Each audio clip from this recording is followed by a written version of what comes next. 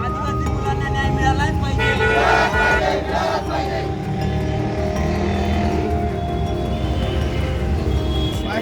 खरंच आदिवासी करून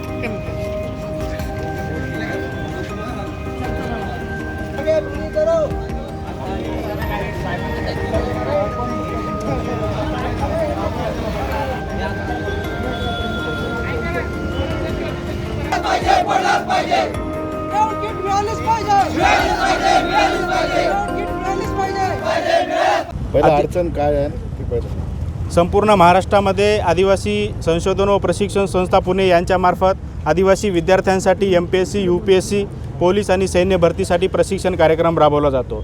सदरचा कार्यक्रम हा 6 महिन्याचा असून या 6 महिन्यामध्ये विद्यार्थ्यांना महिन्यासाठी त्यांचे भोजन आणि निवासाचा भत्ता, त्यांच्यासाठी त्यांना आवश्यक असलेले व्यायामासाठीची असलेली किट आणि प्रशिक्षण, कोचिंग क्लासेस अशा सुविधा यांच्याकडून 6 महिन्यामध्ये विद्यार्थ्यांना वेळेत दिल्या पाहिजेत.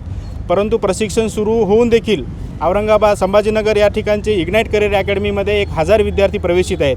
त्या 1000 विद्यार्थ्यांना पोलीस आणि सैन्य भरतीचं मैदान ग्राउंड करण्यासाठी आतापर्यंत त्यांना बूट आणि त्यांचे जे स्पोर्टचे कपडे आहेत हे सुद्धा दिलेले नाहीत. 2 महिने उलटून गेले. 2 महिन्यासाठी विद्यार्थ्यांना अजून भोजन भत्ता आणि त्यांचा रूम करून राहण्याचा भत्ता दिलेला नाही. यामुळे आदिवासी विद्यार्थ्यांना कसरतीसोबतच त्यांना भोजनाचे आणि बिना उपाशीपोटी व्यायाम करण्याचे त्यांच्यासमोर संकट उभं राहिलेलं आहे. घरमालक त्यांना रूममध्ये राहू देत नाही. खोली भाडं रूम खाली करावं लागते खोली भाड्याअभावी, आणि मेस मालकसुद्धा त्यांना जेवण करू देत नाही. म्हणजे उपाशीपोटी पोलीस भरतीचं, सैन्य भरतीचं मैदानावर पळायचं कसं? आणि ही जी काही योजना आहे आदिवासींच्या विकासासाठी राबवलेली, ही अशी झालेली आहे की माय भाकर देणं आणि बाप भीक मागू देणं अशा पद्धतीने आदिवासी विकास विभाग आदिवासी विद्यार्थ्यांची अवहेलना या ठिकाणी करत आहे. आम्ही आज निवेदनाद्वारे त्यांना आमच्या मागण्या मागितलेल्या आहेत. त्यांनी आमचा संपर्क वरिष्ठ कार्यालयाशी करून दिला. उद्या दुपारपर्यंत विद्यार्थ्यांचे प्रश्न सोडवू असे आश्वासन त्यांनी आम्हाला दिले.